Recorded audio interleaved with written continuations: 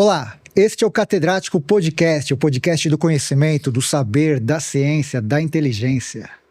E a minha convidada de hoje é uma convidada muito especial. Ela é catedrática no samba, no carnaval, em várias coisas que envolvem a nossa identidade nacional e na identidade brasileira, a identidade como um país. Fabiana Lopes da Cunha. Que legal ter você aqui, Fabiana. Ai, Rafa, é um grande prazer. Finalmente a gente se conhece pessoalmente, né? Pessoalmente, né? A gente tem conversado já há algum tempo e trocando ideias, né, de trabalho e tudo mais. E agora tá aqui para mim é uma honra, sabe? Muito bacana. A Fabiana, ela me ajudou muito quando eu estava querendo fazer mestrado. Eu pedi muito conselho para ela, porque eu não sabia muito bem essa parte, não era um catedrático ainda, então ela meio que foi uma orientadora informal, assim, que você me ajudou e me acalmou em vários aspectos, porque não é fácil, né? Você que fez mestrado, doutorado na USP, né, graduação também, né, toda a vida ali, mas assim, eu pelo menos fiquei um tempão sem estudar, e ter você naquela época assim foi muito importante, porque, cara, é um desafio, né? É um desafio. E tem que ter muito equilíbrio emocional também, né? Além de... Eu acredito que a gente tem que ter paixão pelo que a gente faz, né? E isso você tem de sobra, né? Então, eu sempre falo isso para meus orientandos, né? Que o tema que a gente vai trabalhar em pesquisa tem que ser um tema que a gente se identifica, porque é um trabalho muito solitário.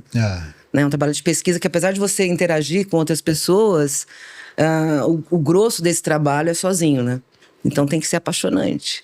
E como que você se apaixonou por samba, carnaval?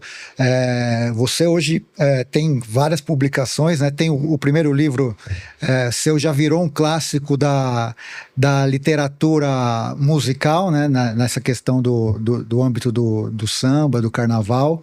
Como que surgiu isso assim, na sua vida? Você sempre gostou de samba? Então, eu sempre gostei de samba, mas foi uma virada na minha vida. Porque eu comecei a estudar piano, música erudita, aos 6 anos de idade. E eu era uma apaixonada por piano, né? Pra você ter uma ideia, teve uma época que eu estudava 12 horas por dia de piano, né? Eu queria ser concertista, queria morar na Alemanha. Então eu ficava estudando a história da Alemanha, porque eu falei, quando eu for pra Alemanha eu quero, enfim, né, poder desfrutar ao máximo. E aí, quando eu fui fazer o vestibular, eu fiquei naquela dúvida, né? Tipo, faço música ou faço história? Que eu já estava apaixonada também. Fiz várias conversas com pessoas que tinham feito música, tentando entender como era essa profissão. E fui conversando e falei, não, eu vou fazer história e continuar trabalhando com música. Então, quando eu fui para história na USP, eu fui com essa ideia de que eu ia fazer história, mas trabalhar com música. Só que aí eu não queria mais a música erudita. Eu falei, e por quê? Teve uma conversa com um afinador de piano muito famoso em Campinas, chamado Balança. E ele falava para mim assim, Fabi, você nunca vai tocar como um alemão, como um europeu. Eu falei, será? Né? Pensava comigo. Ele, assim como os europeus nunca serão como a gente no samba. E aquilo ficou, aquela conversa ficou. E eu falei, bom, já que eu vou trabalhar com história, eu quero trabalhar com história e com um gênero musical que traz essa identidade brasileira, que é o samba. E aí, assim, tem várias coisas e coincidências na vida da gente. Na minha, teve várias, assim, né? E aí eu conheci uma pessoa, um colega na faculdade, que eu sempre chamei ele de meu anjo Gabriel. Porque ele era apaixonado por samba e a gente começou a trocar ideia e conversar muito. E começamos a trabalhar junto, a pesquisar. E ele tinha uma biblioteca, assim, maravilhosa de música popular brasileira, de samba. Tinha discos, né? E ele teve uma crise pessoal. Ele falou assim, Fabi, é o seguinte, eu quero vender tudo pra você. Eu quero que você fique com tudo. Eu falei, mas eu não tenho dinheiro. Vou fazer graduação na época, né? Ele falou assim, não tem problema. Eu vou te vender os livros por metro. E você vai pagar quando você puder e do jeito que você puder, né? E hoje ele mora na Itália. O Virgínio Manteço Neto, né? Então ele foi muito importante para mim nesse começo. Eu gosto de dar nome às pessoas, porque são pessoas que são importantes na vida da gente, né? E ele foi fundamental nesse momento para eu dar essa guinada, né? Com relação ao samba. Eu já gostava de samba e fui me apaixonando cada vez mais, né? Mas conhecia muito pouco dos clássicos que eu vou trabalhar nesse livro, que é de 17 a 45, né? Porque, assim, eu observei, né, que estudando, fazendo mestrado, que alguns temas na academia são meio olhados assim de maneira meio torta, né? Por exemplo, Trapalhões. Eu achava que tinha até muito mais dissertação, até tese, pela importância dos caras. Uhum. E aí, conversando com alguns professores, falando, tem temas aqui que, tipo, o pessoal meio que torce o nariz, porque acha que é meio ralé. Uhum. O samba, desde o começo, né? Tanto é que dá o título, inclusive, pro seu livro, né? Da marginalidade, sempre foi uma questão marginal. Preconceito mesmo, né? E como que é na academia isso? Teve de certa forma, tem um preconceito em relação ao samba? Olha, quando eu entrei na faculdade, porque assim, foi muito maluco. Eu comecei a trabalhar já, pensando nessa pesquisa já logo no início. Uhum. Né? Eu já entrei e já comecei a direcionar. Eu tive muita sorte. Né? Porque, né, veja, a história até um pouco antes de eu entrar na universidade, ela focava muito em documentos textuais. Uhum. Né? Pra você ter uma ideia, meu orientador de mestrado, Nicolau Sevicenko, ele foi muito criticado, questionado, porque ele trabalhou com literatura, que era um tipo de documento muito pouco trabalhado até então. E a música começa a despontar como um documento possível dentro da história, exatamente na década que eu entro na década de 90. Né? E aí eu já comecei a fazer aula com o Arnaldo Contier, da Araya Contier, que inclusive, não sei se hoje ele ainda está no Mackenzie, mas ele era da USP na época. Uhum. E ele foi, acredito eu, o grande precursor dentro da academia como um estudioso da música. A música como documento histórico, né? Só que ele trabalha com Mário de Andrade e Villa-Lobos. E aí eu falei, bom, tudo bem, ele trabalha com Mário de Andrade e Villa-Lobos, eu vou trabalhar com samba, né, com a cultura popular. Ainda havia um olhar torto? Havia. E eu ouso dizer que em alguns momentos eu entendo que ainda há. Nos churrascos de família já aconteceu, né? Eu tenho um cunhado que eu adoro, né? O marido da minha irmã, professor da Unicamp também. E ele fala assim, Fabi, você vai trabalhar com samba e carnaval no Rio de Janeiro? Isso não é trabalho, né? Então, assim, as pessoas às vezes acham que isso não é sério, sabe? Assim, Que não é até digno de pesquisa, talvez. Assim, principalmente para quem não é muito da área de humanas, né? Ou que não gosta muito de trabalhar com história social e cultural, né? Aí eu falei assim, não tem nada. Eu sempre falo isso e falo em várias palestras, né? Eu acredito assim que não há nada mais sério que o brasileiro faça, que é trabalhar com música, com festa, Sim. com cultura. A gente leva muito a sério. Tanto é que o meu pós-doutorado eu fui para Londres para entender a exportação do nosso samba lá, né? No Carnaval de Notting Hill, que é hoje a maior manifestação de rua da Europa, né? E a gente tá lá, né, no Carnaval de Londres. Então, assim, cheguei a conversar, inclusive, com o embaixador da embaixada em Londres, na época, e perguntei para ele, né, qual era a relação, né, da embaixada com o samba, e ele falava exatamente um pouco isso que você está dizendo, assim, que havia ainda apesar dele ser um apaixonado por samba, ele estava estudando, se não me engano, acho que era Noel Rosa, né? Era um estudioso do samba. Ele falou, eu evito de colocar isso porque ainda há essa visão, né? Inclusive do próprio brasileiro. A gente não quer ser identificado, né, com...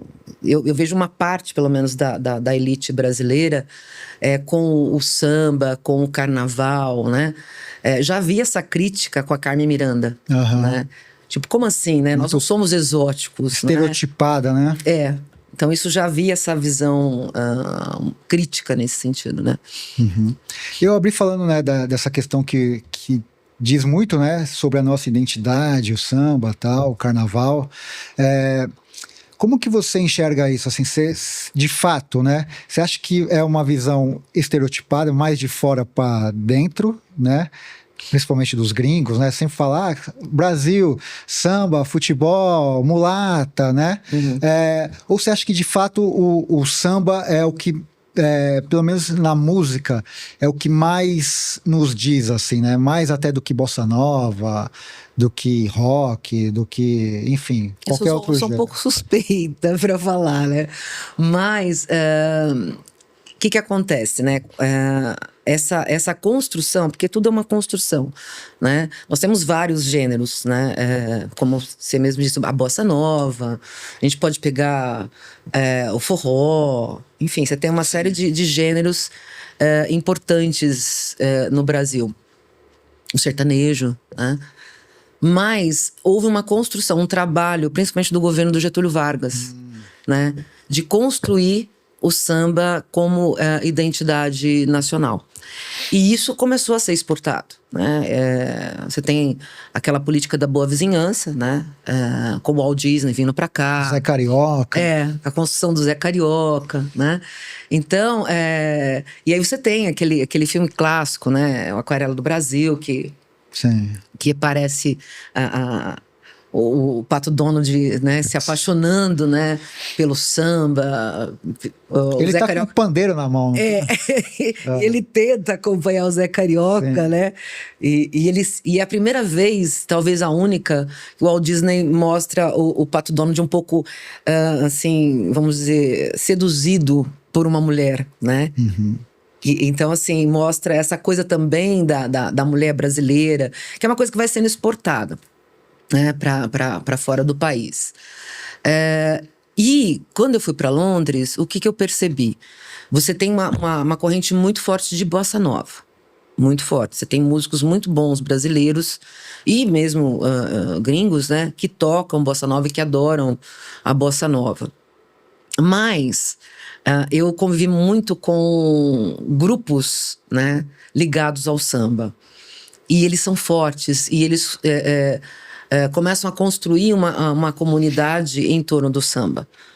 Então, na época, a gente tinha 2 escolas de samba, né, em Londres. Uma, inclusive, feita, né, criada por brasileiros, cariocas, né? O Henrique da Silva, né, que virou um grande amigo, que é da família, de uma família de sambistas, de carnavalescos, né? Então, eu descobri nesse trabalho que você tem várias escolas de samba espalhadas pelo mundo. Você tem na China, você tem no Japão, você tem no Carnaval, no Canadá. Na Europa você tem vários, né, grupos fortes e importantes de samba e de escolas de samba, né? Eu não sabia disso. Eu conheço... Na Rússia também. Então, assim, eu conheço de falar assim, o Carnaval de Veneza, né? Sim. Que é completamente diferente do nosso carnaval, né?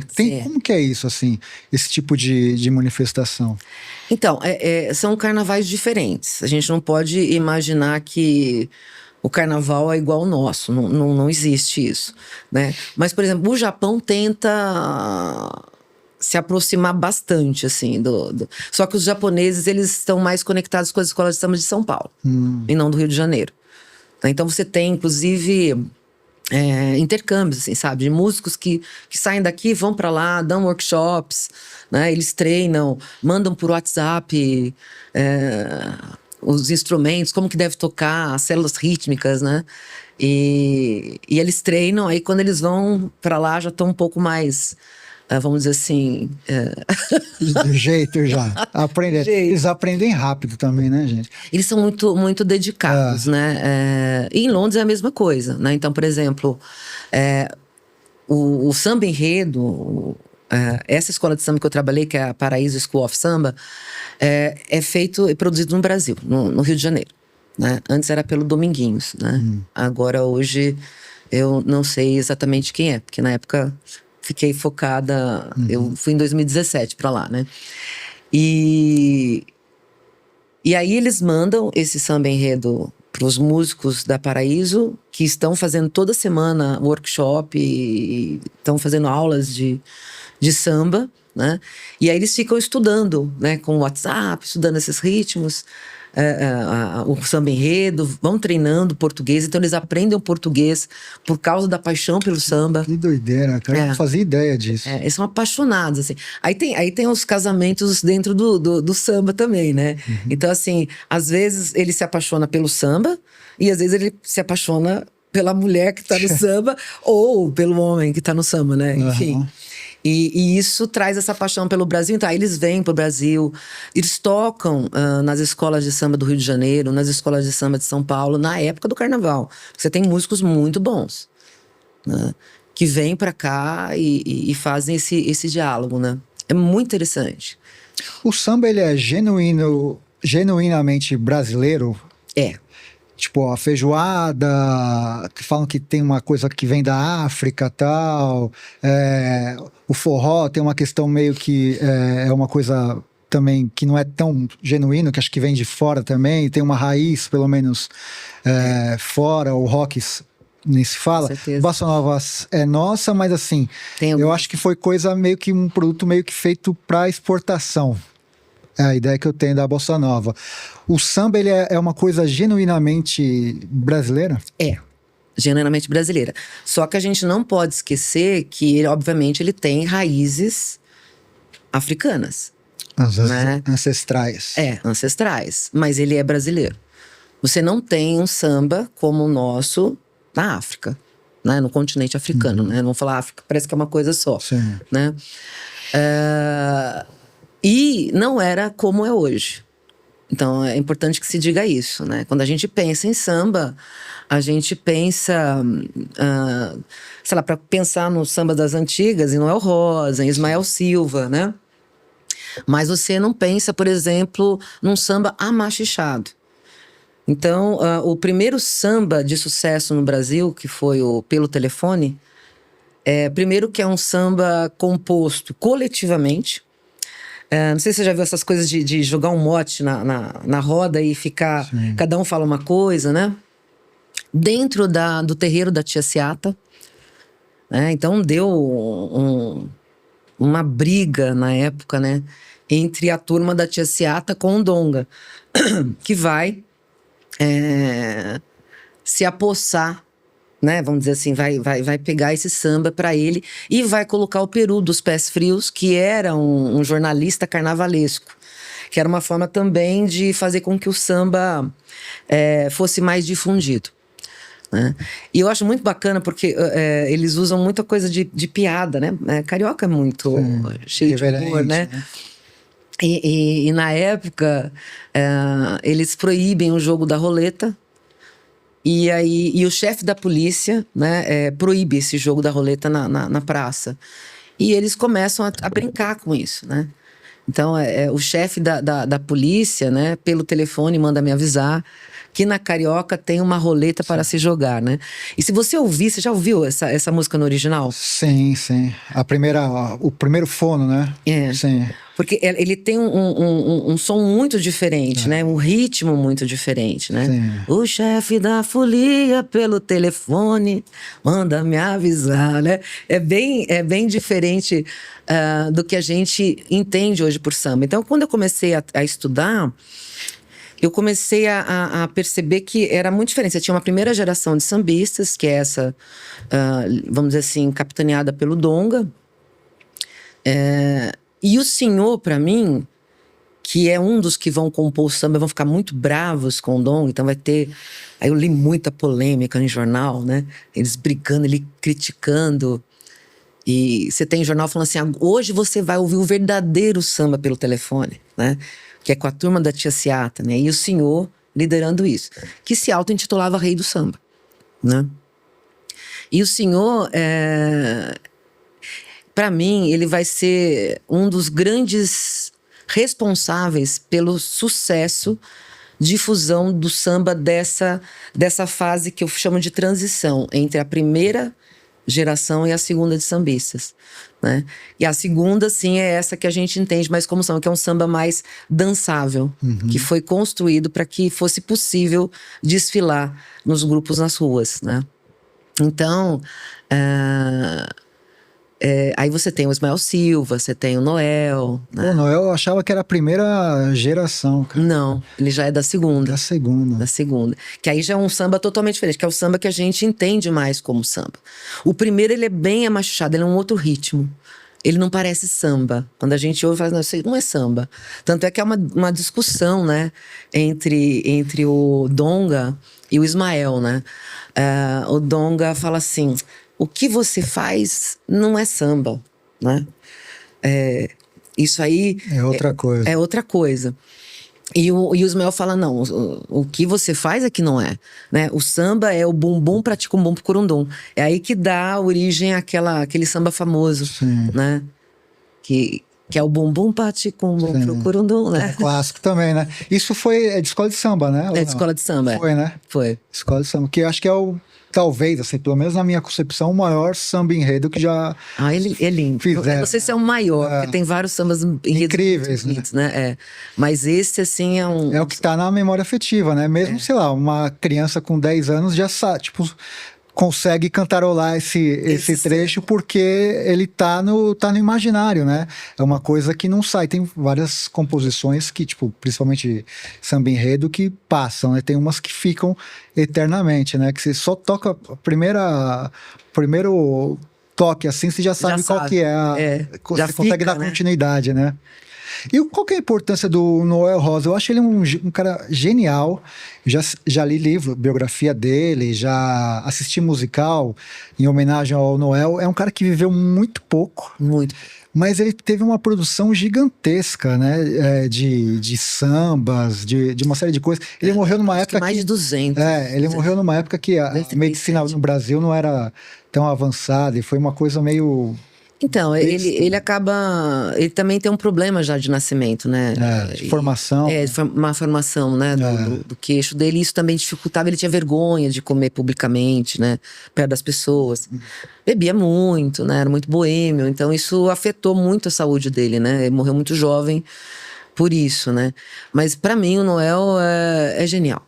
É um gênio, assim, né? Infelizmente, morreu muito cedo, né? Mas ele é importantíssimo. E nessa época que você tem a afirmação dessa segunda geração de sambistas, você tem uma disputa, né, entre o grupo do Noel Rosa e do Ismael, né? Há uma disputa aí. E tem aquela polêmica famosa, né? Você nunca viu a polêmica dele com o Wilson Batista? Não sei. Não. O Wilson Batista era um negro bonitão, assim, alto, forte. E o Noel era genial, mas ele não era um homem bonito, né? Assim, né? E eles começam a disputar, segundo o Wilson Batista, a disputar a atenção de uma mulher, e essa mulher vai dar atenção pro Wilson e não pro Noel. E aí o Wilson faz uma música, né? Como é que é? Que é Rapaz Folgado, né? Rapaz Folgado, desculpa, é o Rapaz Folgado do Noel, né? Que ele fala, deixa de arrastar esse tamanco nunca foi sandália, né? E o Wilson escreve Lenço no Pescoço, que ele vai dizer que ele tem orgulho de ser tão vadio, né? Eu tenho orgulho de ser tão vadio, né? E ele vai falando de toda a vestimenta do malandro. E o Noel, emburrado com o Wilson, ele escreve o Rapaz Folgado e fala, deixa de arrastar o tamanco, tira o lenço no pescoço, vai tirando essa indumentária, e ao invés de se autodenominar malandro, usa uma outra forma de falar, fala que você é rapaz folgado, né? Uhum. E aí o Wilson fica bravo com essa... Porque é nítido que é pra ele essa resposta, né? E aí começa uma briga musical. Cara, que genial isso. Aí um escreve contra o outro. Então você tem o Feitiço da Vila, que é lindo, né? Do Noel Rosa. E aí o Wilson fala, eu fui pra Vila e não vi feitiço nenhum, né? Então começa uma briga musical. Uma provocação. Entre um e outro. E aí termina de forma ruim, assim, assim, musicalmente falando, porque aí o Wilson apela. Né? A última música que ele vai criticar o Noel é chamando ele de Frankenstein da Vila. Caramba. Né? Aí ele pega pesado, não cai muito bem, ninguém fala muito da música. Depois eles voltam a se falar, tudo acaba, né, numa boa conversa e numa roda de samba. Mas tem essa polêmica entre os dois, assim, que vai ser famosa.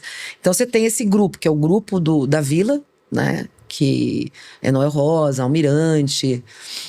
E do outro você tem Ismael Silva, né, o Newton Bastos, enfim, você tem uma série de outras personalidades que tem uma outra forma de compor. Porque o Noel é mais refinado, vamos dizer, não que o Ismael não seja um excelente sambista, mas a letra do Noel, a forma como ele compõe é diferente, né? Uhum. E você falou da primeira geração, falou da segunda, e tem uma terceira geração? É exatamente esse a minha próxima pesquisa, Rafael. Boa pergunta, sabe? Excelente, porque eu tenho pensado muito, mas eu estou ainda começando essa pesquisa, que é sobre o Cacique de Ramos. Ah, cara, E o Fundo de Quintal, porque eles vão criar novos instrumentos, e você tem uma nova forma de difusão do samba. E como que é, assim, a importância do Cacique de Ramos? Ali se eu não me engano, não é o termo nasce, mas surge Fundo de Quintal, Zeca Pagodinho, Bete Carvalho. Bete Carvalho já era importante, mas ela vai ser uma das grandes madrinhas, né, também desse momento. Ela é importantíssima, ela vai estar sempre no Cacique e conseguindo aí, vamos dizer assim, trazer para perto dela e para esse movimento grandes novos e jovens artistas. Almir Neto. O Almir Neto, você tem o Beto Sem Braço. Beto Sem Braço. O Arlindo Cruz, o Jorge Aragrão, o Dudu Nobre, que vem um pouco depois, né? Um pouco mais pra frente, mas também.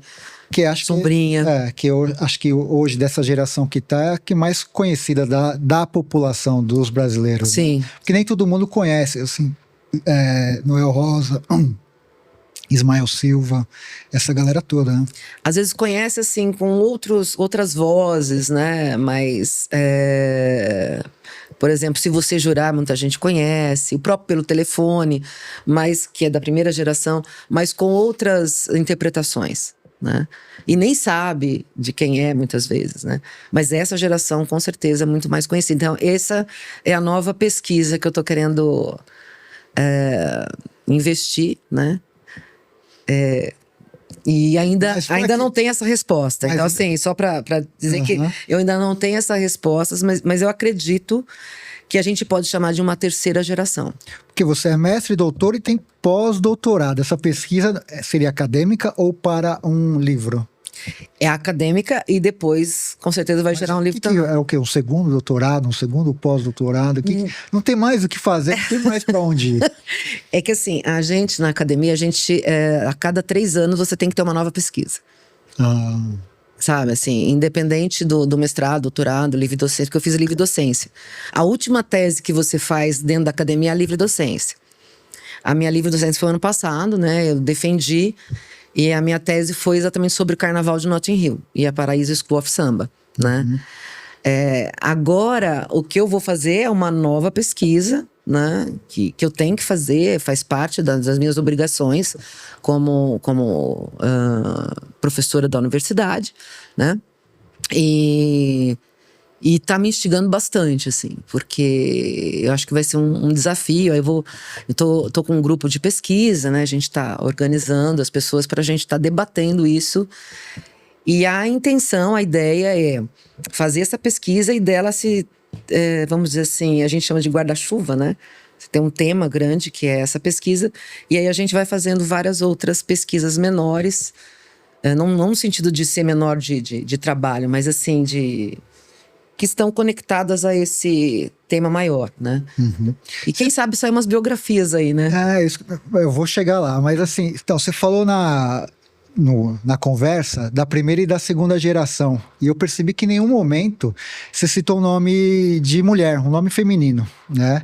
Apesar que tem, assim, a Chiquinha Gonzaga, que é uma A referência. uma referência e tal, mas de fato não é uma... A gente não pode classificar ela talvez como uma sambista. Em que momento, assim, a mulher é inserida no samba, né? E se naquele período, nessa primeira e segunda fase, ele era de fato uma coisa meio machista, assim, que não permitia o ingresso da mulher. Então, na verdade, assim, o mundo samba, ele tem essa coisa machista, né? Ainda tem? Olha, eu vou dizer da minha experiência, por exemplo, na primeira vez que eu consegui ir para o Rio de Janeiro e participar, até porque eu ia em 2013, sofri um acidente feio e não participei, mas consegui participar das atividades antes do carnaval e durante. E me chamaram para participar de um churrasco dos cuiqueiros da Escola de Samba Vila Isabel. Lá fui eu, né? O meu amigo colombiano falou, vamos lá, tal. Sentei ali perto dos cuiqueiros, só eu de mulher. E eles falaram assim, olha, o grupo das mulheres é lá. Segregado total. Tipo... Apartheid, assim. Eu peguei e fingi que eu não entendi e fiquei. Eu falei, não, vou ficar aqui. Mas, assim, a gente não vê mulheres compositoras. Assim, você não tem nomes de mulheres compositoras dentro do samba nessa época que eu trabalho. Você tem a Carmen Miranda, né? Como intérprete, ok. Mas como compositora, isso é uma coisa nova, né? Por exemplo, a Dona Ivone Lara, quando ela aparece naquele disco que ela tá tocando cavaquinho, aquilo é super inovador e ousado, né? O marido não deixava ele tinha muito ciúme dela, né? Então, ela consegue se inserir mais, né? Depois que ele morre, né? Então, assim, eu não vou dizer que... Mas, assim, eu me lembro que em Londres, eu estava entrevistando uma percussionista da escola de samba, uma inglesa, e ela tinha orgulho de dizer que ela foi uma das primeiras mulheres que tocaram percussão dentro de uma escola de samba. Então, há pouquíssimo tempo atrás, você não tinha mulheres dentro da escola de samba tocando percussão, dentro da bateria da escola de samba. Hoje você tem, né? Mas, assim, uns 40 anos atrás... É uma coisa recente. 30 anos, 40 anos atrás, você não podia. Não tinha isso. Que a gente está falando aqui, assim, nomes emblemáticos do samba mulher. Clara Nunes, Bete Carvalho, sim. Jovelina Pérola Negra, Clementina de Jesus, daí você falou da Dona Ivone Lara. Qual que é a importância dessas mulheres que eu citei aqui, se eu esqueci de outras, você me fala, para a mulher, né? Na música, no samba especificamente, assim? Acho que essa afirmação mesmo, né, da mulher e a conquista desse espaço, né, Rafa? Porque é um espaço importante, quer dizer, você tem um gênero musical que difunde, né, que é construído na época do Getúlio, da identidade brasileira, e a mulher, ela fica como se fosse um adereço, né? Um adereço, né? Ela é vendida, vamos dizer assim, como cheia de plumas, né? Mostrando o corpo, né? Nas escolas de samba, mas sem mostrar um outro tipo de talento, vamos dizer assim, né? Que é o talento musical. Então, acho extremamente importante. E dessa nova geração, assim, de sambistas, principalmente mulheres, assim, quem que você destaca?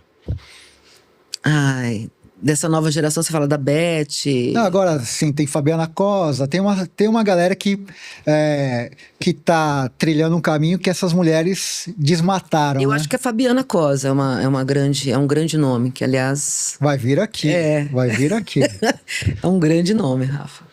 E ela cara, fazendo doutorado também, ela tem uma pesquisa, além de ser artista, ela também tem uma pesquisa, tem um pé na academia muito interessante, né? Acho que quero assistir. E qual que é a diferença, assim, entre... você falou, o pessoal fala, isso aí que você fazia não era samba, né? Essa discussão é antiga, né? É muito louco isso. A gente acha que é recente. Mas de pagode, principalmente esse pagode dos anos 90, né? Catinguelê, Só Pra Contrariar, enfim. Do samba pro carnaval, enfim,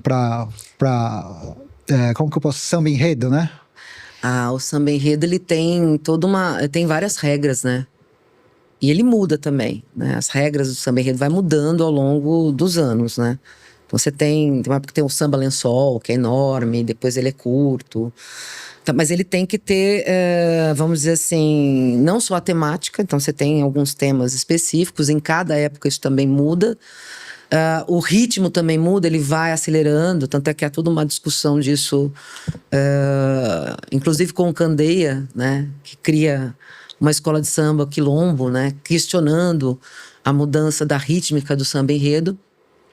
E o pagode, assim, eu não gosto muito de pagode, Rafa. Esse pagode que eu tô te falando, você não gosta, é esse que é dos anos 90, é esse? Não, ele começa nos anos 90, é isso? Sim, algumas coisas só, porque assim, eu não gosto da forma como são os arranjos, sabe? A forma como acontece essa organização musical dos instrumentos. Eu acho ele monótono. Acho que a palavra, para mim, isso é um gosto pessoal. Né? Eu vejo ele como mais monótono. Assim, o samba, para mim, ele tem outros instrumentos, né? Você tem a questão das palmas, a forma de construção melódica e rítmica é diferente. É bem diferente, principalmente a rítmica. Porque eu lembro que quando surgiu o pagode, teve essa polêmica, né? De, isso não é samba, isso é pagode. Não representa, tal. E muito por conta do que você falou, da inserção de várias outras coisas, mas de instrumentos que não tinham a ver com samba, né? Até teclado, outros tipos de coisas. E assim, ele é construído o pagode para aquele tipo de dança, né? Coreografada. Coreografada. E o samba, para mim, e isso eu tô falando para mim, dentro desse estudo que eu fiz e faço, ele tem muito essa questão do repente, sabe? E como que ele começa, o samba de roda? Ele começa com esse... Você lança um mote, né? Um tema, e a roda versa, é o versador. Sim. Né? Então ele vai versar sobre o tema. Né? E só para você ter uma ideia, isso lá atrás tinha umbigada. Então eles jogavam esse verso, eles faziam um desafio, a pessoa dançava e aí ela chamava pro verso e ela dava uma umbigada, né? Tipo, é com você agora, né? Aí a pessoa tinha que continuar esse desafio e depois ia dar uma umbigada em outro e continuava. E isso vai... eu estava lendo esses dias a biografia do Zeca Pagodinho. E eu vi que ele gostava muito de fazer isso com o Arlindo Cruz. Né? Então, muitos dos sambas que eles criaram tem uma relação com essa prática, que é uma prática muito espontânea. Né? Eu lembro que eu estava vendo que eles foram numa feijoada e eles enrolaram para ir na feijoada porque eles não queriam fazer o trabalho mais pesado da feijoada. Quando eles chegaram, tinha um monte de laranja, de bagaço de laranja. E aí eles começaram a brincar, né? Só sobrou o bagaço da laranja. Tá brincando que surgiu daí esse clássico? É interessante, né? Ai. Então, dessa espontaneidade, eu gosto muito disso, né? Dessa coisa espontânea que você tem em grande parte dessa história do samba, né? O Chico Buarque, tem muita gente que você gosta dele, Adoro. né? Eu também gosto muito do Chico. Mas tem uma questão que fala assim, pô, mas o Chico Buarque é um playboy do Leblon, mas fica pagando de malandro do morro. Ele fez sambas clássicos, né? Como que você enxerga isso, assim, o Chico Buarque com samba e esse certo preconceito dele por ser do Leblon, enfim, ali, não ser do morro, fazer samba e as pessoas terem um certo preconceito com ele em relação a isso? Eu posso até entender, mas se a gente olhar para toda essa história do samba, você vai ver que há um diálogo muito grande entre elite e o povo do morro, ou do subúrbio, ou carioca. Né? Então, e esses grandes sambistas, eles nunca tiveram muito problema com relação a isso, com esse diálogo, vamos dizer assim. Então, assim, eu acho rico, eu acho interessante, eu acho muito rico esse intercâmbio, né, de mundos, de ideias, né? Você vai pegar, por exemplo, o Macunaíma do Mário de Andrade, você vai ler, por exemplo, o capítulo da Macumba, tá ali, né? É a tia Ciata, é falando Pixinguinha, Comogã, do terreiro da tia Ciata, era Mário de Andrade, eram grandes jornalistas, tinham políticos. Então você tem vamos dizer assim, um caldeirão de ideias. Isso é muito rico, né? Você tem uma troca, né? Para mim, cultura é isso, né? Eu penso assim, você não pode engessar, né? A cultura, ela flui.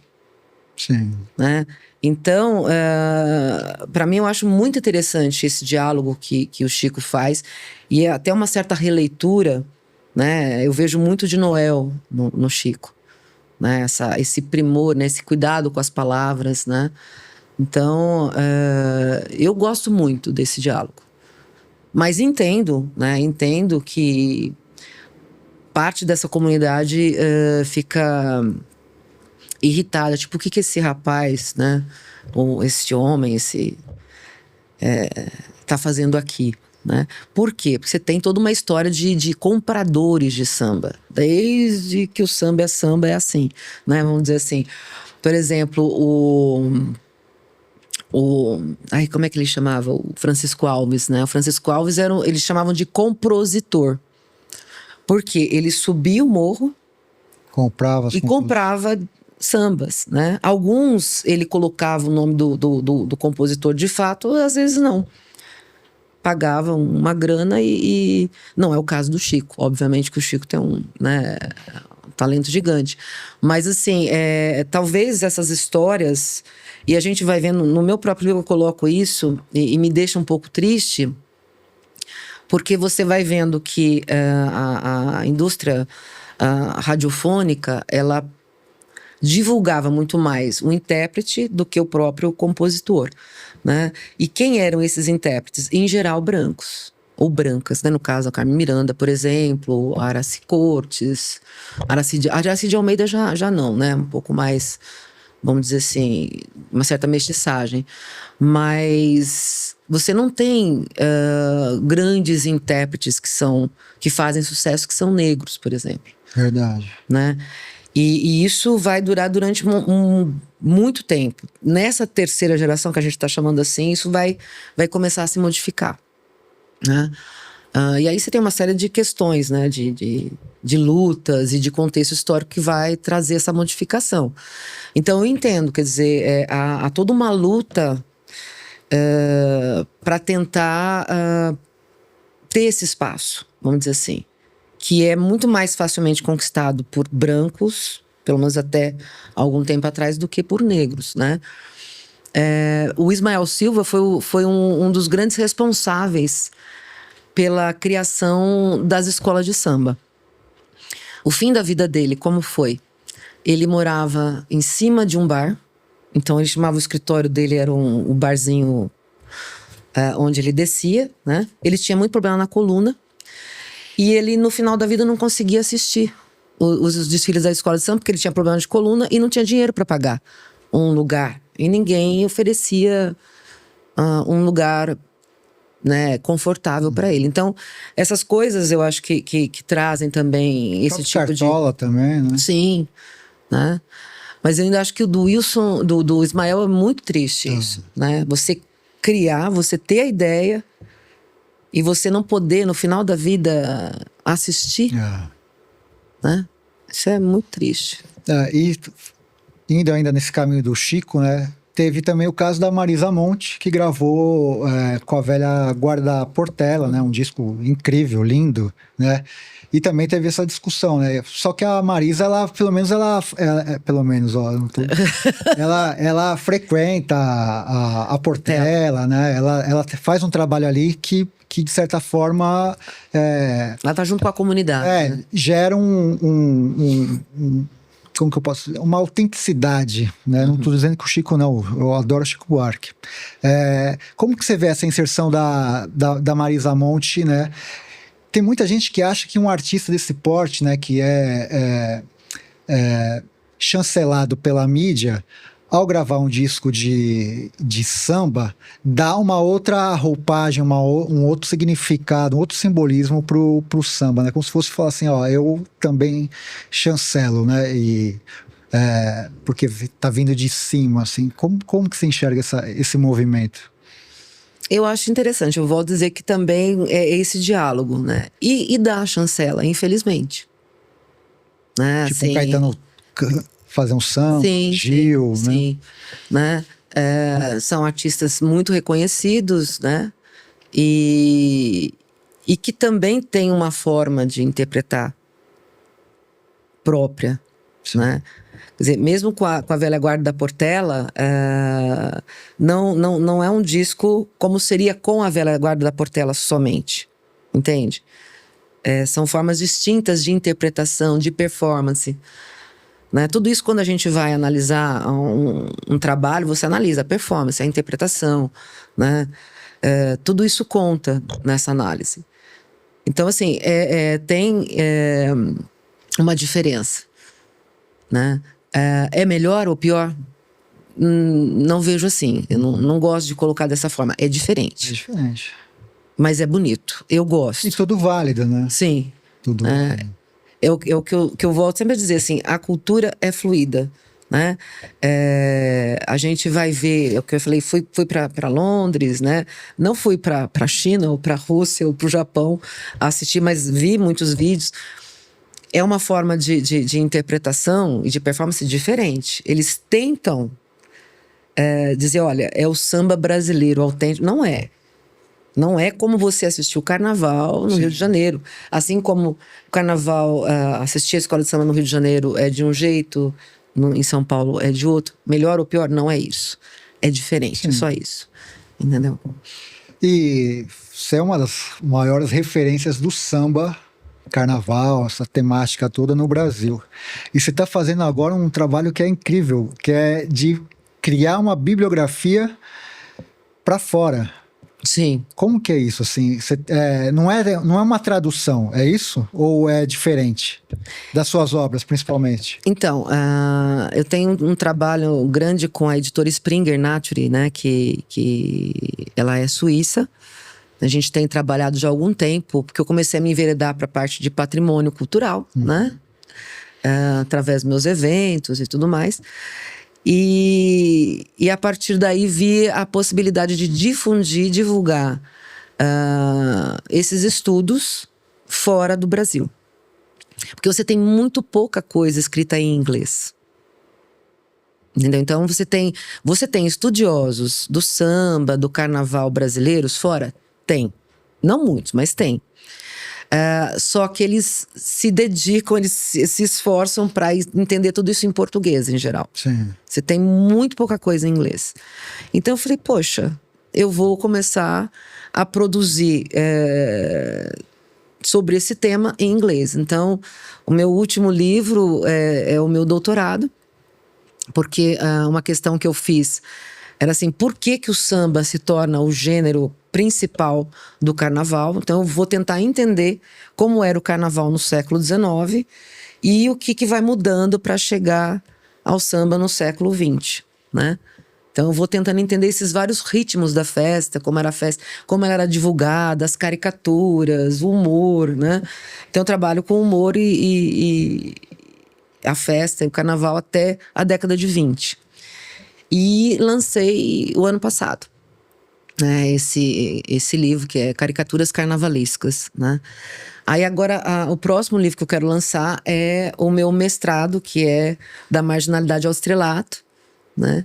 O samba na construção da nacionalidade, de 17 a 45, que eu já tenho conversado com a editora, e depois o do Carnaval de Notting Hill, né? E enquanto isso eu vou fazendo essa pesquisa do que a gente chama de terceira geração e depois, né, esses livros, se Deus quiser, né? Você não pensa em escrever, por exemplo, uma biografia de um grande sambista e assim, na sua opinião, você não precisa dar spoiler do que você vai fazer, porque às vezes alguém vai ver e vai querer atravessar.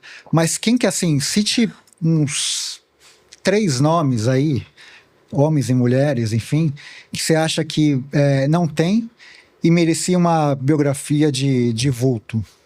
Ai, vai dar spoiler. Porque alguns já tem, né? Você Tem. falou do Zeca Pagodinho, acho que Martinho da Vila tem. Tem, Clara Nunes, acho que tem. tem. Aliás, teve um musical fantástico da Clara Nunes, que a Vanessa da Mata fez, a Clara Nunes, incrível. Mas assim, quem que falta, assim, você olha assim e fala, meu, esse cara aqui ou essa mulher daria uma grande história, uma grande biografia, e por quê? Olha, eu queria muito fazer do Bira presidente. Que foi um dos fundadores do Cacique de Ramos, né, do Fundo de Quintal. Faleceu recentemente. Isso. Eu fiz uma entrevista com ele, né, durante o período da pandemia. É uma simpatia, né? Adorei conversar com ele. E ele é um dos grandes responsáveis pela mudança, inclusive, né, do toque do pandeiro. Tem uma história muito importante dentro da história do samba, do carnaval, o próprio Cacique, né? Um bloco importante, né, dentro dessa história. E eu gostaria de fazer algo até para homenagear, porque ele é uma figura muito importante, uma pessoa muito querida, né? Gostei muito dele, Rafa. Ele inclusive falou que ia me dar um pandeiro dele, né? Só que infelizmente não deu tempo. Infelizmente ele acabou falecendo, né? Ficou muito doente, né? Uhum. Mas eu acho que ele é uma figura importante. E a outra é o Arlindo Cruz. Acho também que eu adoro as composições dele. Vejo ele como um compositor importante dentro dessa geração nova. E o Arlindo Cruz é incrível também, assim, que é um cara que, infelizmente... Tá muito doente, né? doente, né? Teve um AVC. Sim. Mas no tempo que ele estava bem, o que ele produziu era uma coisa muito incrível, né? Incrível, incrível. Dá até para, acho que, não sei, seria... como que eu posso fazer? Uma ofensa, mas assim, guardadas as devidas proporções, lembra um pouco o Noel Rosa, assim, no termos de produtividade. De produção, muita produção, né? Muita produção, sim. E de várias vertentes, né? Sim. Várias coisas que ele produziu, né? E eu gosto de tudo, assim. Acho que ele produz coisas maravilhosas. Então, assim, e valeria a pena. E é uma pessoa que ainda tá viva, né? Tudo bem que com todos esses problemas. Eu gosto muito disso, de poder fazer homenagem enquanto em vida.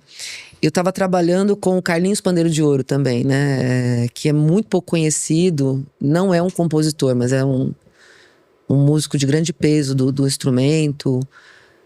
Cheguei a fazer uma entrevista com ele também. Queria até fazer um documentário. Cheguei a conseguir e não consegui, morrer na praia. O dinheiro, né? Por conta da dificuldade na época da Lei Rouanet de parecerista, né? Então, acabou que não deu certo. Você sabe que eu gosto dos Trapalhões. Eu sei que você ama os Trapalhões. Eu queria saber assim, mas não vou sair do seu tema. Qual que é a importância do Mussum pro samba? A gente conhece, né, a maioria das pessoas, ele como um trapalhão, né? Nem todo mundo sabe que ele estava lá nos originais do samba, enfim. Queria que você falasse, a gente está chegando já no final, mas não queria perder essa oportunidade de saber a sua opinião a respeito do Mussum músico. O Mussum músico pra mim também ele era um grande intérprete, né? Ele tinha essa alegria que ele tinha nos Trapalhões, porque eu acho importantíssimo isso, como performance no palco, né? Então ele tinha eu vou dizer, um borogodó, né? Uma forma de interpretar muito peculiar, né? Eu acho os originais do samba, assim, um grupo muito bom, né? É bem aquela coisa de roda de samba mesmo, sabe? Aquela coisa de raiz, né? Então, só que assim, o Mussum, eu não tenho, assim, grandes estudos sobre o Mussum, assim, não sou uma estudiosa do Mussum como você né? Mas ele não vai ser uma pessoa que vai modificar de alguma forma A linha evolutiva do samba. Sim, mas ele é um grande, teve uma grande contribuição. E eu gosto muito, tem algumas pessoas que eu falo que tem um DNA na voz, sabe? Que você ouve e fala, é da pessoa, você entende? Assim, e eu acho que o Mussum tinha isso, tinha um você DNA. Já identifica na hora, né? E ele era muito alegre, né? Eu gosto muito disso também, assim, a forma como ele se colocava no grupo. Ele foi uma das pessoas responsáveis, inclusive, né, por essa grande sucesso, né, do Originais do Samba. Foi bem importante. Pô, que honra ter você aqui, Fabiana.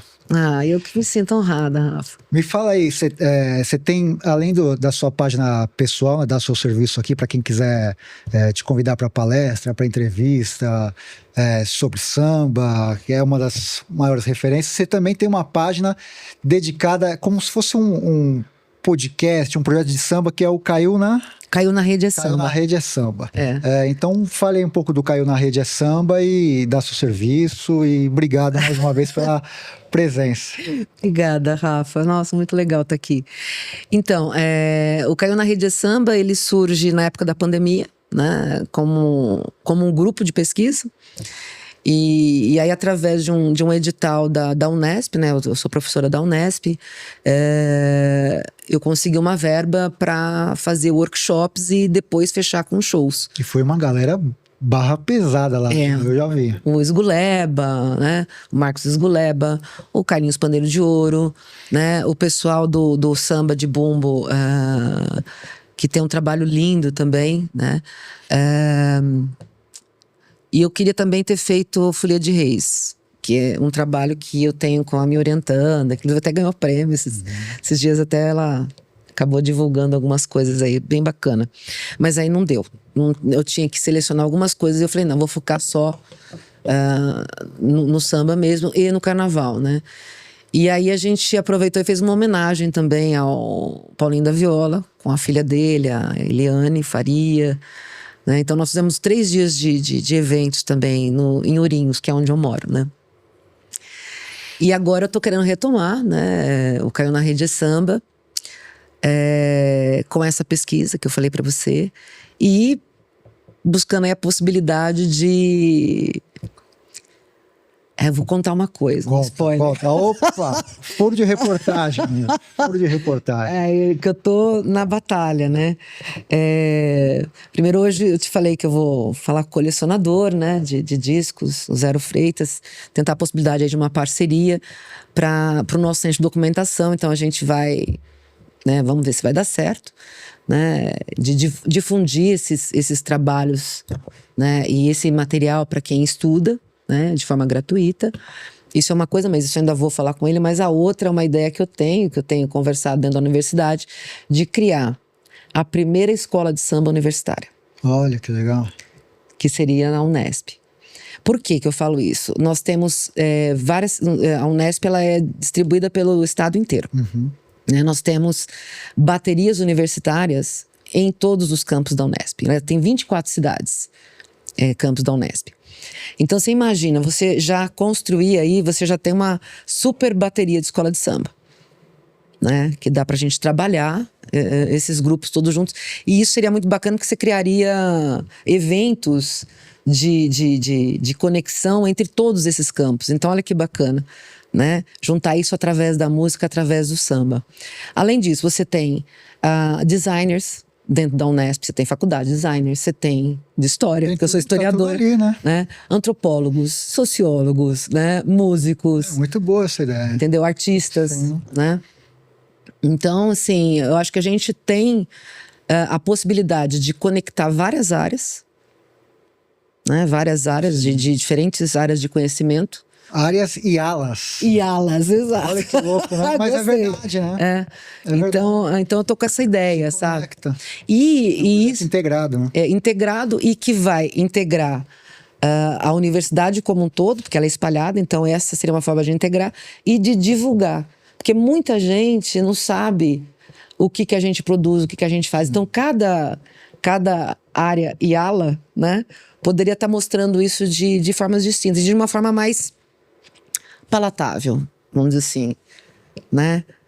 Mas Ah, vai gostosa. dar certo. Com certeza vai dar certo. Tomara, né? Então tá, você quer dar suas redes sociais? Como que te acha? Então, o meu e-mail pode dar? E-mail, o que você quiser. É fabiana.cunha@unesp.br. Nas redes sociais eu tô com Fabiana Lopes da Cunha, no Instagram, no Facebook. E o Caio na Rede é Samba também, né? É isso. Este é o Catedrático Podcast. É só aqui que a gente tem uma aula, cara. Muita coisa eu aprendi aqui com ela agora. E com certeza vocês também, né? A respeito do samba. Obrigado por assistir. Se inscreva no canal e até o próximo episódio.